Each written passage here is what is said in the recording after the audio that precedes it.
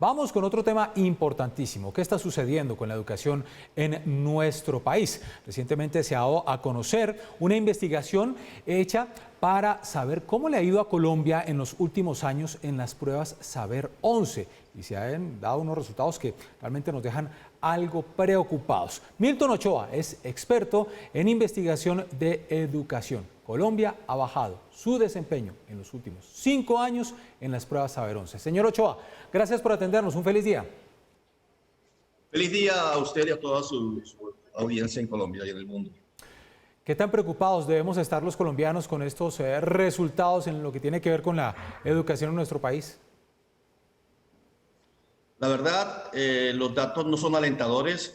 Estamos muy preocupados por lo que ha pasado en la educación en Colombia. Para resumir, la pregunta es, ¿qué ha pasado con la educación? Pues bajó mucho más que los últimos 4 años.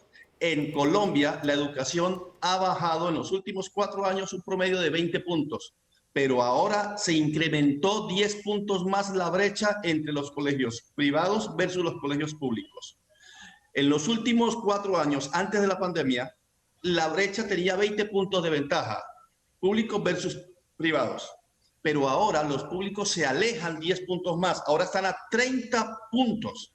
O sea que lo que pasó en la pandemia fue demostrar que los colegios públicos, la educación pública en Colombia no estaba preparado para la tecnología.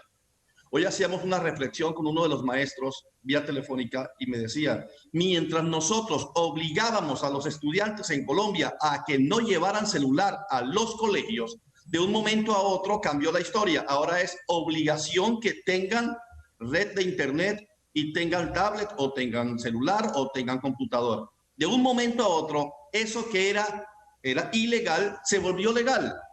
Y demostramos con las pruebas de estado, con los resultados que hemos analizado, un equipo de investigadores de CEINFES, que la educación pública estaba equivocada en cuanto a la tecnología y no estábamos preparados, y la educación privada nos sacó 10 puntos más. Doctor Ochoa, estos resultados dan cuenta de que Chocó, Bichada, Amazonas, Guajira son los departamentos que tienen los puntajes más bajos a nivel nacional en estas pruebas Saber, mientras que Cundinamarca, Bogotá, Boyacá sí se ubican por encima de los promedios nacionales. Esto tiene que ver con lo que usted nos estaba diciendo. Esto habla de las desigualdades, pero yo no sé si más allá de colegios públicos o privados habla como de las desigualdades propias que tenemos en nuestro país, porque estamos hablando de zonas donde seguramente esas nuevas tecnologías no llegan, no son de fácil acceso, no tienen los recursos para invertir en investigación y tener una educación un poco más profunda con sus estudiantes. Esto realmente es lo que habría que intervenir, estos problemas de desigualdad.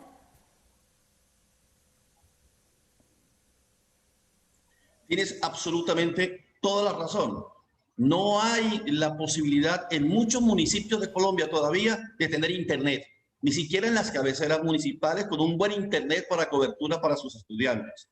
En ese orden de ideas, tú lo leíste perfecto. Esa es la realidad de nuestro país. Hay una desigualdad en estos departamentos que no tienen, por ejemplo, Santander, que no tienen el norte de Santander, que no tiene Cundinamarca, que no tiene Boyacá, que no tienen departamentos del eje cafetero.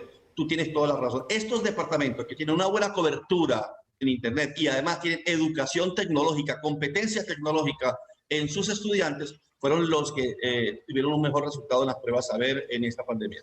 Señor Ochoa, y la gran pregunta es, ¿cómo nos proyectamos? ¿Cuál es la mirada a futuro?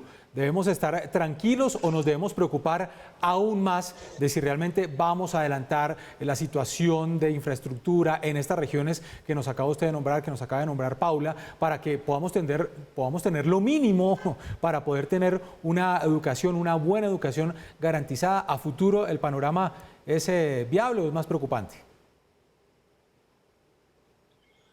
Y en el más preocupante, desafortunadamente como maestro, como padre de familia, tengo que decirlo, en los últimos 5 años venimos bajando la educación en Colombia, y lo que viene de aquí en adelante es que se va a aumentar la brecha entre los colegios públicos privados, entre los calendarios A y B, y la educación en Colombia tiende a empeorar, es la palabra, tiende a disminuir su promedio con respecto a estas pruebas de estado. Es bastante preocupante, la verdad, esa es la realidad.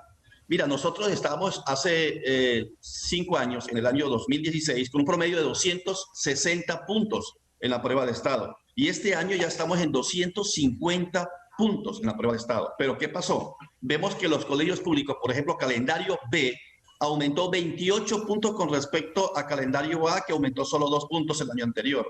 O sea que la brecha entre lo privado versus lo público sigue aumentando. Además, la tendencia es a bajar, creemos que va a seguir bajando. Lo que pasó en esta pandemia, los meses que estuvimos quietos, que no nos despertamos 4 meses, 5 meses después, nuestros maestros en muchas partes del país no tienen las herramientas tecnológicas para, y vemos que hay una para de más de un año. Esto se va a ver reflejado más adelante. La preescolar, transición, este tipo de educación también se ha parado, porque ¿cómo le decimos a un chico en transición que haga o en caminadores que haga una clase virtual?